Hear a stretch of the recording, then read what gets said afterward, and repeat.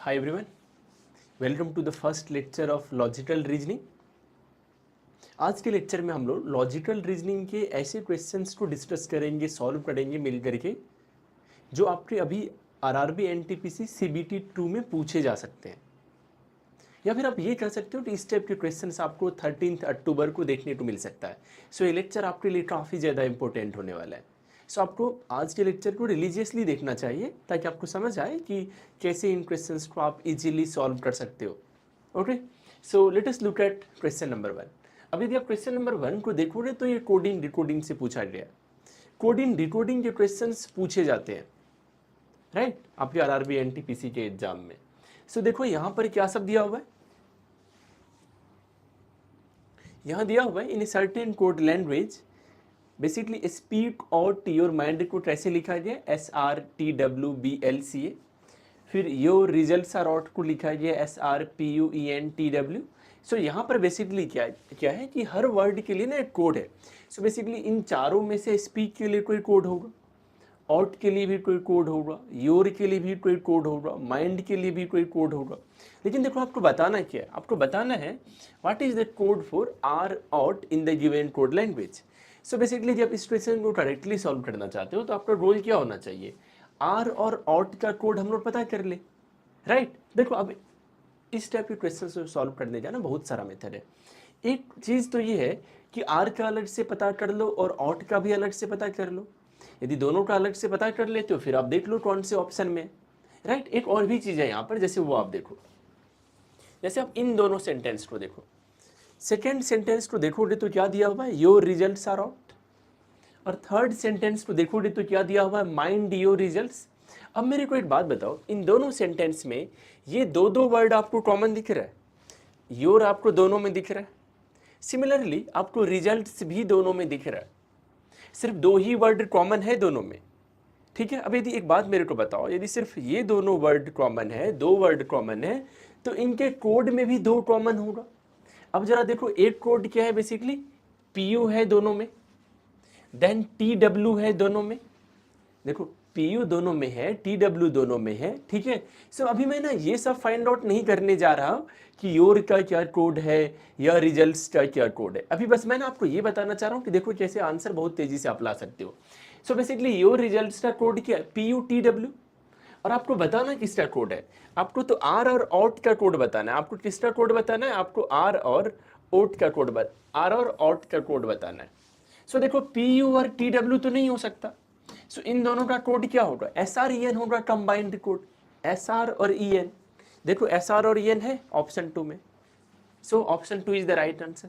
अब आप यहाँ से देख सकते हो, आपने ना आर का अलग से कोड नहीं निकाला, आपने आउट का अलग से कोड नहीं निकाला, फिर भी you are able to answer, क्योंकि आपने एलिमिनेट कर दिया कि ये PUTW आर और आउट का तो नहीं है। मान लो यदि यहाँ से आपसे पूछा जाता कि नहीं मेरे को ये बताओ, देखो आर और आउट का तो आपने बता दिया बिना आर और आउट दोनों का अलग अलग निकाले हुए। मान लो आपसे मैं पूछ लेता, मेरे को बताओ योर का कोड क्या होगा। अब यदि योर का कोड आपसे पूछा जाता तब आप क्या करते, देखो यहाँ पर योर है, यहाँ भी योर है, इस वाले में भी योर है।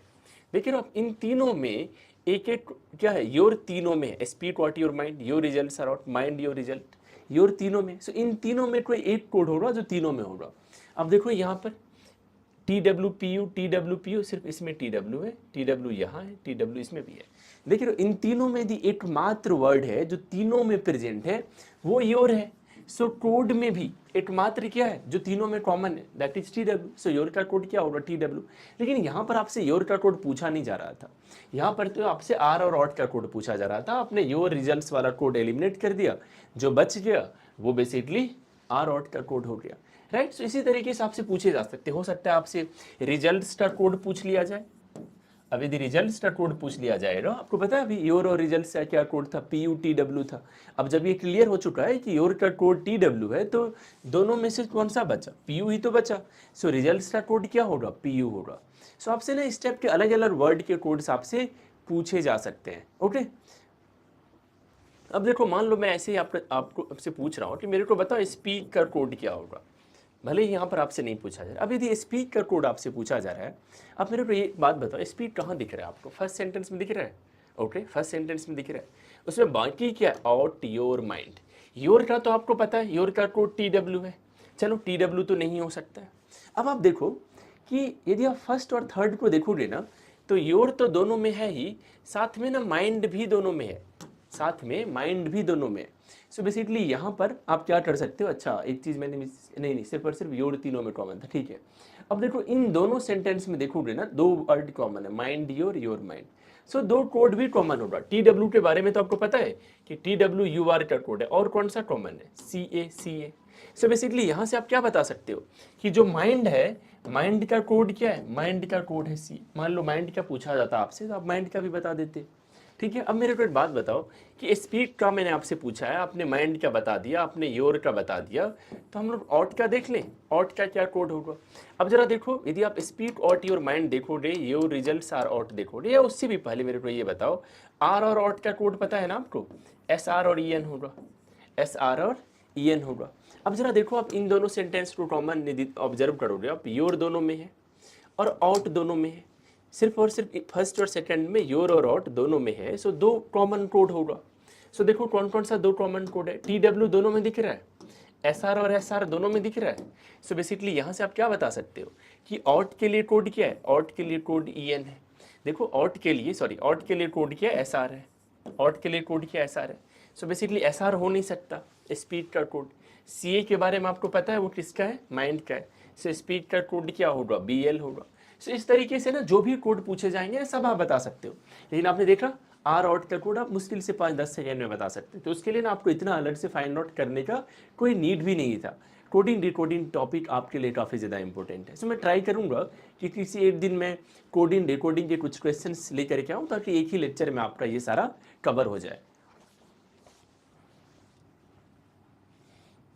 Okay, let us look at question number 2। क्या पूछा जा रहा है, in a row of 25 people. देखो जैसे आप इस क्वेश्चन को देखते हो, ये ना ऑर्डर एंड रैंकिंग एक ऐसा टॉपिक है जो आपके लिए काफ़ी ज़्यादा इंपॉर्टेंट है। यहाँ से क्वेश्चंस पूछे जाते हैं और यहाँ के इस टॉपिक के क्वेश्चंस डुएबल होते हैं, ठीक है। सो देखो क्या दिया हुआ है, in a row of 25 people facing north.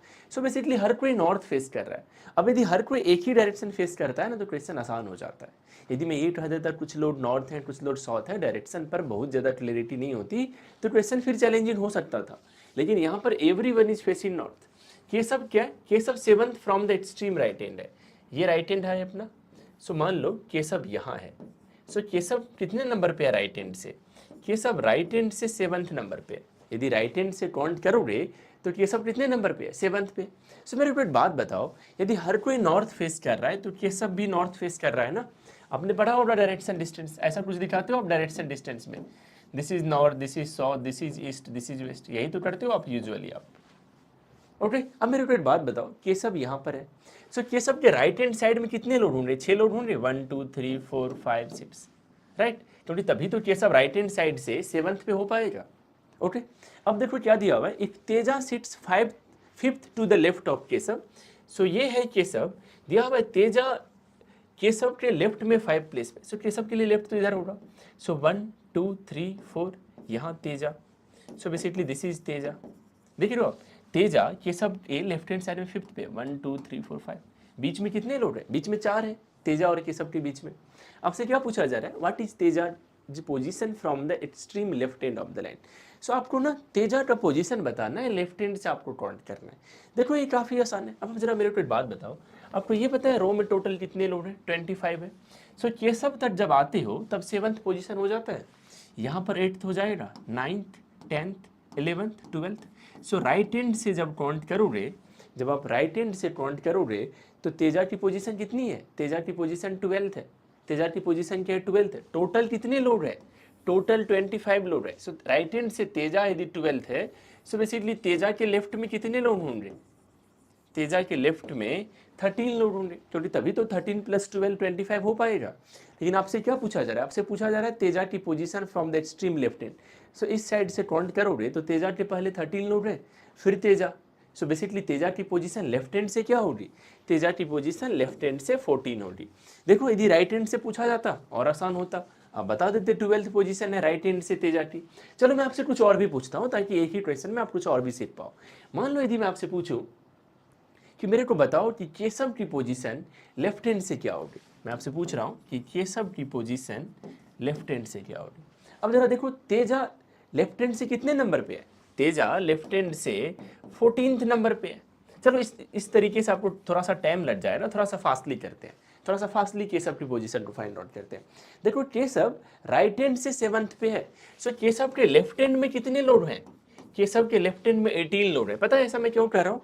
क्योंकि टोटल 25% है, केशव राइट हैंड से 7th पे है, सो केशव के लेफ्ट में कितने लोड है? 18 लोड है। सो राइट हैंड से लेफ्ट हैंड से काउंट करोगे केशव का पोजीशन, तो पहले तो 18 आएगा, फिर उसमें 1 ऐड करोगे। सो केशव का पोजीशन लेफ्ट हैंड से क्या हो जाएगा? लेफ्ट हैंड से 19th हो जाएगा। अब ना यहाँ पर थोड़ा सा शॉर्टकट सब भी याद करते हो रे कि राइट कि 25 देन -7 + 1, ये सब वाला शॉर्टकट भी आप याद रख सकते हो। लेकिन ना मेरे अकॉर्डिंग ये बहुत आसान सा क्वेश्चन है। यहाँ पर यदि आप नॉर्मल ड्रॉ करोगे ना 10-15 सेकेंड में, you will be able to answer the question, यदि आपने सही में प्रैक्टिस की है तो। ओके, क्योंकि इस टाइप के क्वेश्चन में आपको तेजी से आंसर करना आना चाहिए। ओके देखो ब्लड रिलेशन का कितना इंटरेस्टिंग सा क्वेश्चन पूछा गया है। नॉर्मली हम लोग ब्लड रिलेशन में क्या पढ़ते हैं कि ए जो है सो डी का जो है सो ग्रैंड फादर है या ग्रैंड पेरेंट है। यहाँ पर काफ़ी इंटरेस्टिंग क्वेश्चन है आपके लिए, इस क्वेश्चन से आपको काफ़ी कुछ सीखने को मिल सकता है। अब जरा देखो यहाँ पर क्या दिया हुआ है, इन द फॉलोइंग एक्सप्रेशन। देखो अपना जब आप एग्जाम हॉल में जाते हो ना, तो अपना भी ये सब पढ़ने में ज़्यादा एनर्जी नहीं लगाओ, बस सिंपल मीनिंग समझ लो। y1 z है दिया हुआ है, y is the sister of z, ठीक है। चलो 2 में हस्बैंड, 3 में डॉटर देख लिया, काफ़ी क्लियर है, ठीक है। लेकिन यहाँ ना ज़्यादा एनर्जी नहीं लगाना है एग्जाम हॉल में। क्वेश्चन पे आना है, क्या दिया हुआ है, in the following expression select the option that can replace the question mark. Question mark कहाँ है? क्वेश्चन मार्क तो यहाँ है, to establish that C the child of L. So आपका अल्टीमेट गोल क्या है कि क्वेश्चन मार्क के बदले तो एक ऐसा नंबर आए इस 1 2 3 4 5 में से, जिससे ये इस्टेब्लिश हो जाए, जिससे ये इंश्योर हो जाए कि सी चाइल्ड है एल का। सो बेसिकली एल सी का या तो फादर हो मदर हो, इट डजेंट मैटर, लेकिन सी क्या है, सी एल का चाइल्ड हो। तो जब आप ये 1 2 3 4 5 रखने के बारे में सोचोगे ना, आपको आइडियली 3 रखने का ट्राई भी नहीं करना चाहिए। पता है क्यों नहीं करना चाहिए? आप इन ऑप्शंस को देखोगे ना, 2 4 5 4 1 5, कहीं भी 3 दिख रहा है क्या? तो क्वेश्चन मार्क में ना कभी भी हम लोग 3 ट्राई करने के लिए भी नहीं सोचेंगे, ठीक है। देखो क्या दिया हुआ है, C is the child of L. Focus करो एल कहाँ है और सी कहाँ है, ठीक है। बाकी यू 4 सब पर बिल्कुल नजर नहीं दो, ठीक है। एल पर फोकस करो आप। तो देखो एल का जेंडर नहीं मैटर करता है, एल का जेंडर नहीं मैटर कर रहा है, सी का जेंडर नहीं मैटर कर रहा है। बस ये इंश्योर करवाना है कि सी चाइल्ड है एल का, सी फीमेल हो मेल हो, एल मेल हो फीमेल हो, इट डजेंट मैटर, ठीक है। आई होप कि आपको इतना समझ में आ रहा होगा। चलो एल से स्टार्ट करो, यू 4 सब पर नहीं फोकस करेंगे। क्या दिया हुआ है, L2G। L2G का क्या मीनिंग होगा? L is the husband of G। So L is the husband of G। आपको याद होगा कि हम लोग हस्बैंड वाइफ को कैसे दिखाते हैं, बीच में इक्वल टू का साइन देते हैं, और मेल के लिए प्लस साइन देते हैं, फीमेल के लिए माइनस साइन देते हैं। सो यहाँ पर क्या करोगे आप, L plus equal to G minus, ठीक है। सो L2G यहाँ पर दिख रहा है। फिर दिया हुआ है G4M। 4 का क्या मीनिंग है, mother. So basically G is the mother of M। So basically G यदि मदर है M की, so basically M is the child of this triple. M क्या, L और G का चाइल्ड है, राइट, ओके। फिर है M1O। M1O का क्या मीनिंग है, M is the sister of O। So M is the sister of O।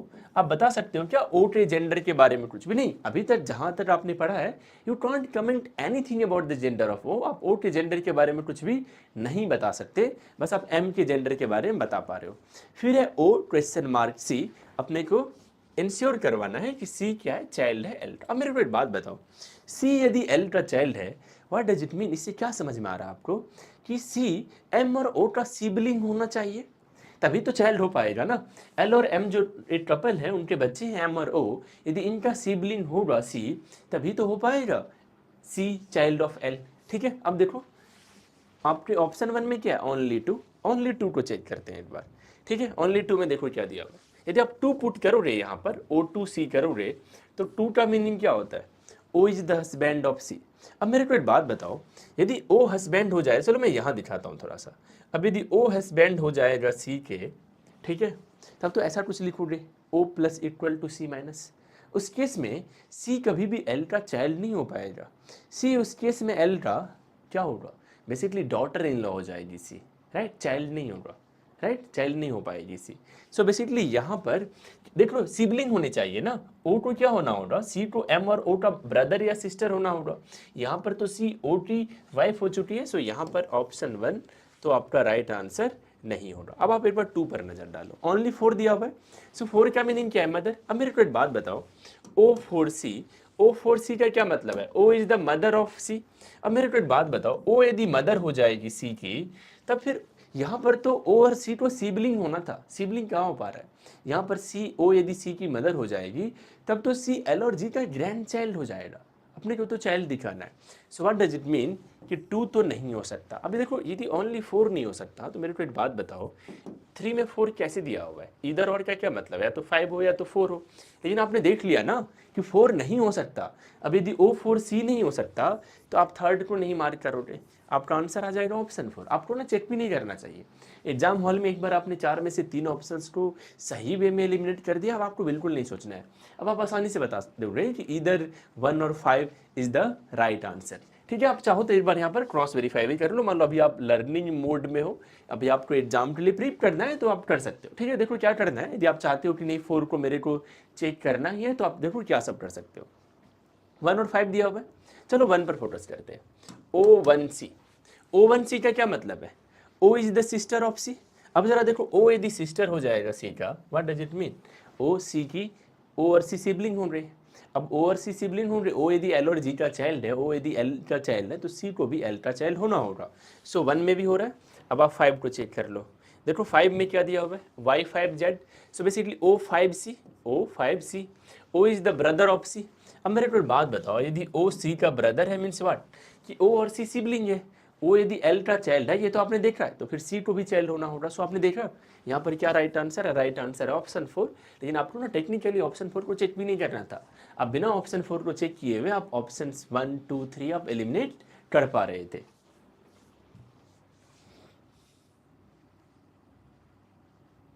Okay, let us look at question number 4.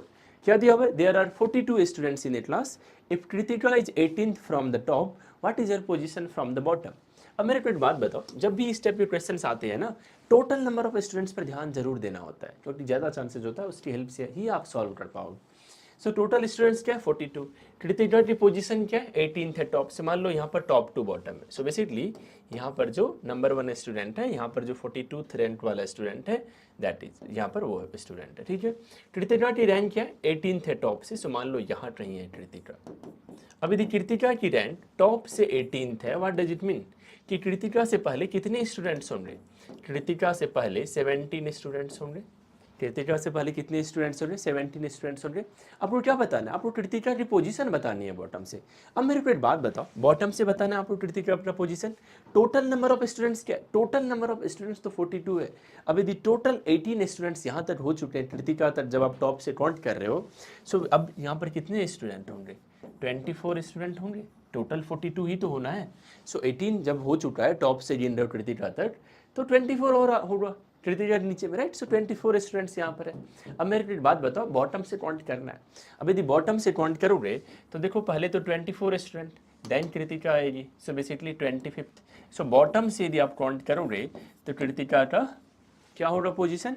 25th होगा, right. So 25th is the right answer. वैसे आप यहाँ पर भी again वो आप फार्मूला सब अप्लाई कर सकते हो, 42 माइनस 18 प्लस 1, लेकिन उस समय ना बहुत ज़्यादा फालतू में टाइम चला जाता है। कई बार आप गलत फार्मूला लगाते हो तो फिर आपका गलत भी हो जाता है। चलो, ये भी बहुत ही इंटरेस्टिंग क्वेश्चन है। देखो ये है ब्लड रिलेशन से रिलेटेड, लेकिन काफ़ी शानदार प्रश्न है। मे भी इसमें ना कई बार एग्जाम में हम लोग रस में गलतियाँ कर सकते हैं। सो इस क्वेश्चन को आपको अच्छे से समझना चाहिए। क्या दिया हुआ है? स्टेटमेंट में दिया हुआ है R is not the mother of P। अब मेरे को एक बात बताओ, R is not the mother of P, इसका क्या मीनिंग है? इसका सिंपल मीनिंग यही है कि R P की मदर नहीं है। यहाँ से ना आप ये कंक्लूड नहीं कर सकते कि R P का फादर है, राइट। या फिर आप ये नहीं कंक्लूड कर सकते कि R P का सिस्टर है, R P का ब्रदर है, या R P का अंकल है, R P का आंट है, या P R का अंकल है। You can't think in that way. आपको उस वे में नहीं सोचना है। बस आपको ये ध्यान रखना है कि यदि सिर्फ दिया हुआ है R is not the mother of P, आपने सिलॉट पढ़ा होगा, आपने सुना होगा स्टेटमेंट में जो दिया हुआ होता है बस आपको उतना ही समझना होता है, उससे ज़्यादा नहीं समझना होता है। ये दिया होता है सम ए आर बी, इसका मतलब है सम ए आर बी। इसका मतलब ये नहीं है कि सम ए आर नोट बी, आपको उस वे में नहीं सोचना होता है। सो यदि यहाँ पर ये दिया हुआ है R is not the mother of P, what does it mean कि आर पी की मदर नहीं है, लेकिन इसका मतलब ये नहीं है कि फादर है, इसका मतलब ये नहीं है कि ब्रदर है, सिस्टर है, कुछ भी रिलेशन हो सकता है। फिर दिया हुआ है P is the daughter of S। ठीक है, P is the daughter of S। अब मेरे को एक बात बताओ, P क्या है? S की डॉटर है। सो बेसिकली पी तो फीमेल है। मेरे को एक बात बताओ, एस के जेंडर के बारे में कुछ कह सकते हो क्या? नहीं कह सकते हो। एस के जेंडर के बारे में कुछ भी अभी तक नहीं दिया हुआ है। फिर दिया हुआ है एस हैज 3 डॉटर्स। अब मेरे को एक बात बताओ, एस हैज 3 डॉटर्स, 8 डॉटर तो पी है, बाकी 2 डॉटर का अपने को नहीं नाम पता है, राइट? अपने को नहीं नाम पता है। अब देखो कंक्लूजन में क्या दिया हुआ है, P is the sister of R. मेरे को एक बात बताओ, अभी मैं कह रहा था ना मदर नहीं है, इसका मतलब नहीं है कि कोई और रिलेशन आप यहाँ से निकाल सकते हो, नहीं, आप नहीं कंक्लूड कर सकते, नहीं है कुछ भी इंफॉर्मेशन। सो कंक्लूजन 1 नहीं होगा। फिर S is the mother of, मेरे को एक बात बताओ, P is the daughter of S में हम लोग कैसे समझ सकते हैं कि एस एक फीमेल है? एस फादर भी तो हो सकता है पी का। So basically we can't say, हम लोग नहीं कह सकते कि एस पी का मदर है। So what does it mean? Neither conclusion 1 not to follow. मैंने देखा है कई बार अक्सर स्टूडेंट इस क्वेश्चन में गलतियां कर जाते हैं, थोड़ा सा कंफ्यूजन क्रिएट कर देता है, क्योंकि ना एग्जाम हॉल में होता क्या है, हम लोग सोचते हैं कि एग्जाम में क्वेश्चन पूछा गया है, शायद इसमें कुछ ट्रिक हिडन होगा, कैसे नीदर 1 नॉट टू हो सकता है, लेकिन ओवर थिंक नहीं करना है एग्जाम हॉल में। गट फीलिंग ना यूजुअली सही होता है यदि आपने सच में किसी टॉपिक को पढ़ रखा है। सो कई बार ऐसा हो सकता है कि ओवर थिंकिंग के कारण आप अपना आंसर बदल लो, लेकिन ये सब आपको नहीं करना चाहिए।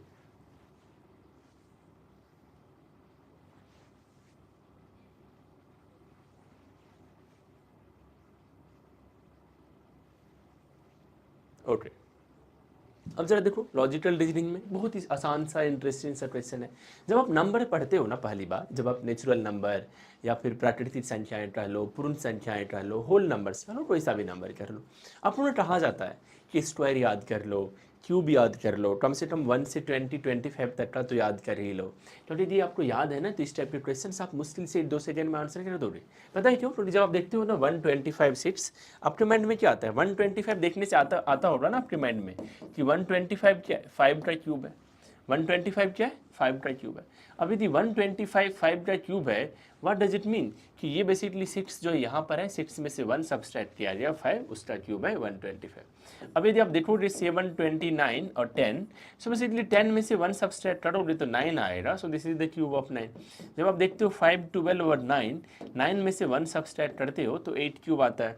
देन 3 4 3 और 5। अब मेरे को एक बात बताओ, 5 में से 1 सब्सट्रैक्ट करोगे तो 4 क्यूब क्या होता है? 64, लेकिन यहाँ तो 3 4 3 दिया हुआ है। सो ओड वन नॉट तो यही है, क्या है? ऑप्शन 4 यहाँ पर ओड वन नॉट है, क्योंकि बाकी जो तीनों ऑप्शन है उसमें सिमिलर पैटर्न फॉलो किया जा रहा है।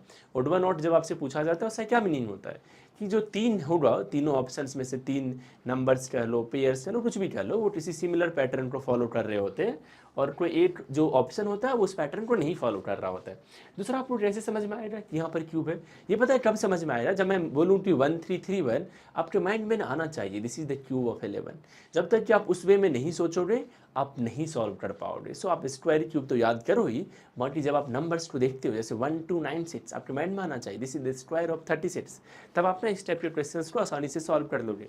लेकिन यहाँ पर तो बहुत छोटे नंबर्स हैं, 1 to 10 तक का स्क्वायर क्यूब तो आप सबको याद होगा ही।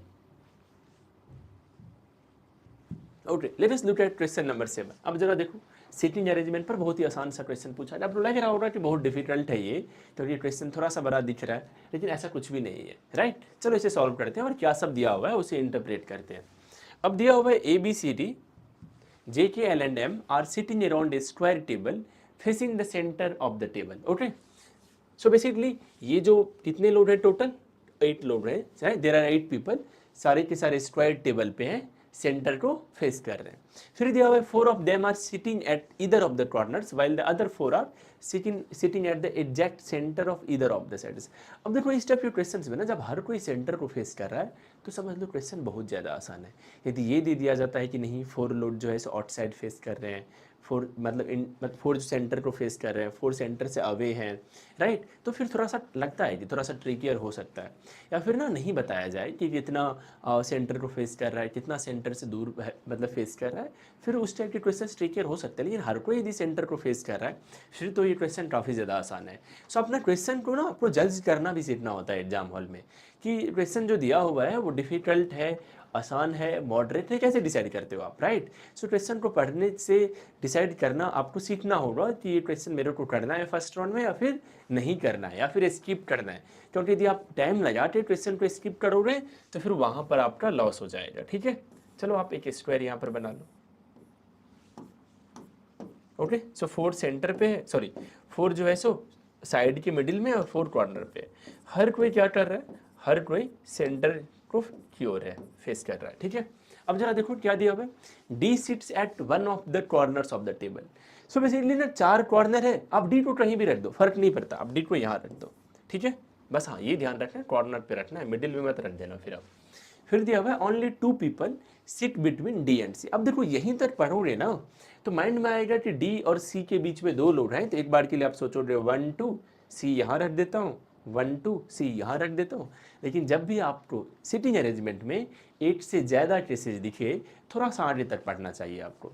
जैसे देखो क्या दिया, when counted from the left of D. So D के लेफ्ट हैंड से आपको काउंट करना है, तब जाकर के डी और सी के बीच में 2 पर्सन है, डी के लेफ्ट हैंड से काउंट करो, लेफ्ट तो इधर होगा ना। सो 1 2, सो देखो सी के लिए एक मात्र पोजीशन, ऐसा नहीं है कि सी यहाँ भी हो सकता है, ओके। अब देखो दिया हुआ only 3 people sit between C and B.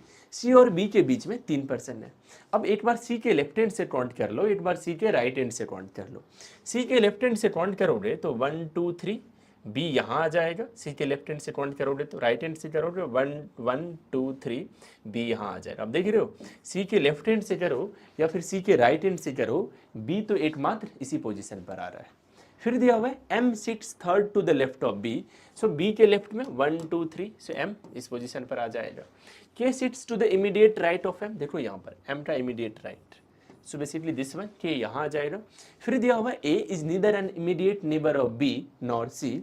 So A यहाँ नहीं हो सकता, ए यहाँ नहीं हो सकता, क्योंकि बी और सी का इमीडिएट नेबर नहीं हो सकता। देखो अब ए के लिए तो एक मात्र पोजीशन बच रहा है ना, दिस वन, और कहाँ पोजीशन अवेलेबल है ए के लिए। सो ए यहाँ आ चुका है। फिर दिया हुआ है J sits to the immediate left of A. अब मेरे को बताओ immediate left of A, that is J. देखो एक मात्र पोजीशन बचा, और यदि आप नाम को गौर से देखोगे ना तो एक मात्र पर्सन है जिसका अभी तक आपने सिटिंग पोजीशन नहीं फिक्स किया, that person is L. So L यहाँ है, ठीक है। देखो क्या पूछा जा रहा है, who sit second to the right of L. L क्या राइट हैंड साइड, 1 इस साइड में होगा ना, 1 2, so M is the right answer. So option 4 is the right answer. So भले ही स्क्वायर और टेबल सब पर पर्सन को बिठाया जाए, ऐसा नहीं है कि इस टाइप के क्वेश्चन से तो डिफिकल्टी होंगे, आप थोड़ा सा राइट वे में इंटरप्रेट करके आप सॉल्व कर दोगे।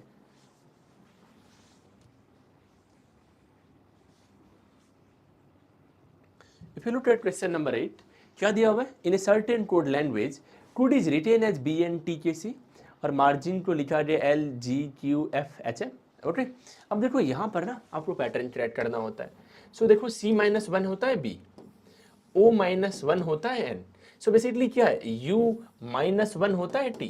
सो बेसिकली ये जो लेटर्स है ना कोड में, सबके प्रीसीडिंग लेटर को लिया गया, जस्ट पहले वाले लेटर को लिया गया, सक्सीडिंग लेटर को नहीं लिया गया। यहाँ पर भी देखो M माइनस 1 करोगे तो L आएगा, A माइनस 1 करोगे तो Z आ जाएगा, R माइनस 1 करोगे तो Q आएगा, G माइनस 1 करोगे तो H आ जाएगा। सब में -1 ही है, तो आपके लिए क्वेश्चन बहुत ज़्यादा आसान है।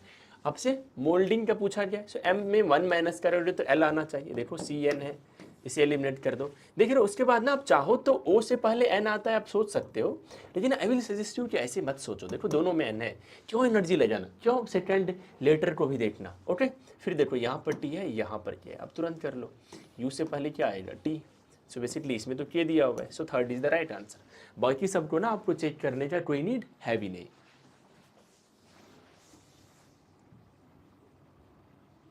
ओके, अगेन कोडिंग डिकोडिंग का इंटरेस्टिंग सा क्वेश्चन। सो अपने को सॉल्व करना है। अभी मैं दिखा रहा था आपको कि इस टाइप के क्वेश्चन को सॉल्व करने के बहुत सारे मेथड हो सकते हैं। सो अल्टीमेट गोल ये होना चाहिए, पहला कि सॉल्व हो जाए, दूसरा थोड़ा सा कम टाइम में हो जाए, ओके। अब जरा देखो यहाँ पर क्या पूछा जा रहा है, what is the probable code for always best medicine.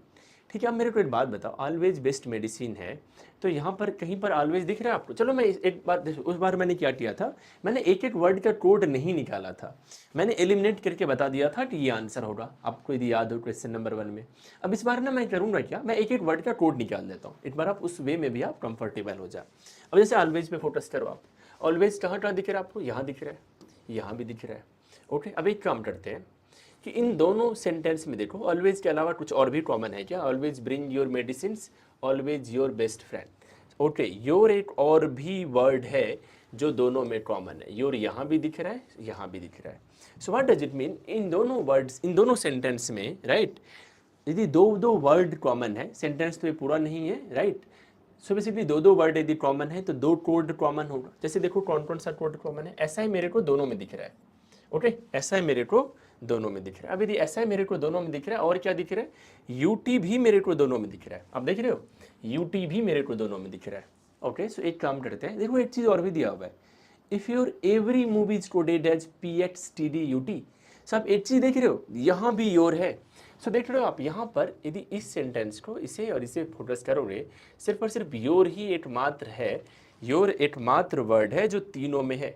Your यदि एकमात्र वर्ड है जो तीनों में कॉमन है, so what does it mean कि एक ही कोड होगा जो कॉमन होगा। आप फोकस कर लो, PXTD UT, देखो UT इसमें भी है, UT इसमें भी है, UT इसमें भी है। अब यदि UT इसमें भी है, सो योर के लिए क्या कोड है, देख रहे हो आप, योर के लिए क्या कोड निकल के आया, UT निकल कर क्या आया। अब मैं आपको एक चीज़ बताऊं, यहाँ पर कहीं भी आपको योर दिख रहा है, नहीं दिख रहा है ना। सो एक काम करो, देखो कहीं पर UT दिया हुआ है क्या, इसमें UT दिया हुआ है, 3 को कट कर दो आप आसानी से।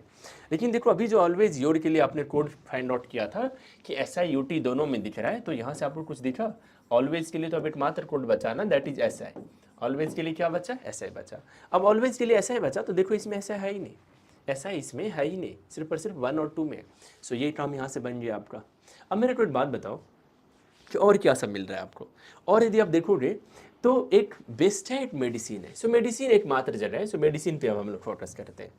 अब जरा देखो, यदि आप मेडिसिन पर फोकस करना चाहते हो, मेडिसिन यहाँ दिख रहा है आपको, आपको ऑलवेज के बारे में भी पता है, आपको योर के बारे में भी पता है कि दोनों का कोड आपको क्लियरली पता चल चुका है कि ऐसा है, एक का UT है। सो मेडिसिन का कोड क्या होगा, या तो YE होगा या तो OH होगा, या तो YE होगा या तो OH होगा। अच्छा, यहाँ पर शायद कुछ इसे मेरे को इरेज करना होगा, या तो YE होगा या तो OH होगा, ठीक है। अब एक बात बताओ, इसमें मेडिसिन के अलावा और क्या दिख रहा है, मेडिसिन के अलावा इसमें ब्रिंग दिख रहा है, ब्रिंग कहीं और दिख रहा है क्या आपको। ब्रिंग को यदि आप फोकस करोगे तो ब्रिंग यहाँ भी है और यहाँ भी है, और इन दोनों सेंटेंस में ना एक ही वर्ड कॉमन है। इन दोनों में वर्ड्स का जो ग्रुप है, सेंटेंस नहीं कह सकते हैं, इन दोनों वर्ड्स का जो ग्रुप है, इसमें ब्रिंग ही एकमात्र कॉमन है। सो एकमात्र कोड भी कॉमन होगा। अब यदि एकमात्र कोड कॉमन होगा तो कौन सा कोड दिख रहा है आपको, अब देख रहे हो, YE दोनों में है। सो बेसिकली ब्रिंग का कोड क्या है, ब्रिंग का कोड है YE। अब मेरे को एक बात बताओ, यदि ब्रिंग का कोड YE है, यहाँ कहीं ब्रिंग नहीं है, सो YE नहीं होना चाहिए ना आपके आंसर में, आप इसे एलिमिनेट कर दो, देखो आपका आंसर आ गया। अब इस तरीके से भी सोच सकते हो, या फिर आप ऐसे भी सोच सकते हो कि यदि आपका ब्रिंग का कोड YE है, सो जो बच गया वहाँ पर वो मेडिसिन का कोड होगा। सो मेडिसिन के लिए क्या बच गया, सिर्फ और सिर्फ OH बच गया। सो आप इस तरीके से भी सोच सकते हो कि देख रहे हो आप, अब 1 और 2 में सिर्फ OH तो इसमें था, आप इस तरीके से भी ऑप्शन 2 को मार्क कर सकते थे।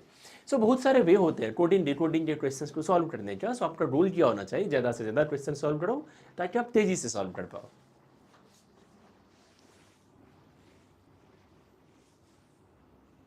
Okay, again order and ranking का बहुत ही इंटरेस्टिंग सा क्वेश्चन पूछा गया आपसे। अब देखो क्या दिया हुआ है, there is a group of 6 people SVOY at 6 people, आप काउंट भी कर सकते हो ऐसे केसेस में। Each having a different height, सबका ना हाइट अलग अलग है, इक्वल हाइट नहीं है, डिफरेंट हाइट है, डिस्टिंक्ट हाइट है। Each one of them is in a different class, सबका क्लास क्या है, डिफरेंट है। सो इनमें से किसी का भी क्लास भी कॉमन नहीं है। फिर दिया हुआ है O is taller than V, so O is taller than V। ये हाइट के अकॉर्डिंग में लिख रहा हूँ, सो ध्यान रखना है अपने को एंड में, ये किसके अकॉर्डिंग है, ये हाइट के अकॉर्डिंग है, ठीक है। O is taller than V, क्यों मैं कह रहा हूँ ध्यान रखना है। अब देख रहे हो यहाँ पर दो चीज़ दिया हुआ है, हाइट भी दिया हुआ है और क्लास भी दिया हुआ है। So we need to be careful कि O is taller than V। अब यदि O टॉलर है V से बट शॉर्टर है T से, सो T बेसिकली टॉलर है O से। फिर दिया हुआ है S, V and O are in class 9, 7 and 3। देखो S को तो अभी तक आपने इसमें नहीं दिखाया है, बट V को दिखाया है। V कौन से क्लास में, 7 में है, O कौन से क्लास में, 3 में है। अरे S कौन से क्लास में, S आपका 9th क्लास में, S कौन से क्लास में, 9th में। फिर दिया हुआ है S इज द टॉलेस्ट। अब यदि S टॉलेस्ट है तो S यहाँ कहीं आएगा, सबसे पहले आएगा हाइट में, हाइट के अकॉर्डिंग अरेंज करोगे तो S सबसे पहले आएगा। S क्या है, S है टॉलेस्ट, S सबसे टॉलेस्ट है बेसिकली, S इन बाकी के पांचों से S क्या टॉलेस्ट है। S का क्लास भी आपको पता है, S का है 9th क्लास में। फिर दिया हुआ है X is taller then Y but shorter then V। अब जरा देखो यहाँ पर, X is taller then Y but shorter then V। देखो 1 2 3 4 5, देख रहे हो। अब भाई कम टू S बहुत दूर दिख रहा है ना यहाँ पर, चलो इसे थोड़ा सा पास ले आते हैं। S यहाँ पर कहाँ आ गया, 9 में आ गया। फिर दिया हुआ है T is in a class, T is in a class senior to Y। So Y जिस क्लास में होगा उससे T सीनियर होगा but junior to V। So basically दिया हुआ है टी क्या है, वी से जूनियर क्लास में है। अब टी यदि वी से जूनियर क्लास में है तो टी बेसिकली 7th क्लास से कहीं टर्म में होगा, 7th क्लास से टर्म में होगा, क्योंकि टी क्या है, टी बेसिकली वी से जूनियर है। वाई के बारे में भी कुछ भी नहीं पता है, लेकिन ये पता है वी से जूनियर है, टी वी से जूनियर है, तो 7 से टर्म क्लास में होगा। मे बी 6 में हो, मे बी 5 में हो, मे बी 4 में हो, 3 में हो सकता है क्या? 3 में नहीं हो सकता है, पता है क्यों? क्योंकि ओ 3 में और दिया हुआ है each one of them is in a different class, so 3 में तो नहीं हो सकता है। फिर दिया हुआ है X is in a class senior to V. अब जरा देखो एक्स क्या है, सीनियर टू वी है, सो बेसिकली 7th क्लास से ज़्यादा वाले क्लास में। लेकिन आपको पता है कि x के लिए क्या आप कौन सा क्लास सोच सकते हो? 8 सोच सकते हो क्या? सोच सकते हो। 9 सोच सकते हो? नहीं, 9 में तो ऐसे है। 10 सोच सकते हो क्या? नहीं सोच सकते हो 10। पता है क्यों? क्योंकि दिया हुआ है s is in the highest class, so 9th class से ज़्यादा में तो कोई है ही नहीं।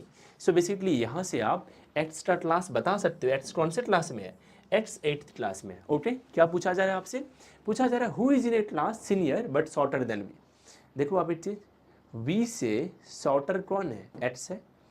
v से शॉर्टर है x, राइट, हाइट में देख रहे हो शॉर्टर है ना, लेकिन v क्या है?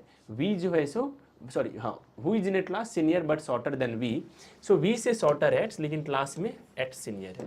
देख रहे हो v से क्या है? क्लास में सीनियर है। सो आपका आंसर क्या हो जाएगा? 1। सो टेक्निकली आपको ना t और y सब के क्लास के बारे में ना बहुत ज़्यादा सोचना भी नहीं था। सो आप देख सकते हो कि किस टाइप के इंटरेस्टिंग क्वेश्चन आपसे पूछे जा सकते हैं, पूछे गए हैं। सो आपको ना इन चैप्टर्स को, इन क्वेश्चंस को काफ़ी रिलीजियसली सॉल्व करना चाहिए। मैं प्लान करूंगा कि चैप्टर वाइज भी मैं आप लोगों के लिए लेक्चर लेकर जाऊँ, ताकि किसी एक लेक्चर को आप देखो तो किसी एक चैप्टर पर आपका कंप्लीट कमांड हो जाए। और यदि किसी चैप्टर में आप सबको प्रॉब्लम हो तो आई विल सजेस्ट कि आप सब कमेंट कर देना। यदि आपको सपोज जितने भी टॉपिक्स के क्वेश्चंस को आज हम लोगों ने डिस्कस किया, यदि आपको किसी भी टॉपिक में लगे कि आपको और ज़्यादा लेक्चर्स प्रैक्टिस की ज़रूरत है तो आप बता सकते हो, अब मैं ज़रूर उस पर क्लास लेकर के आऊँगा।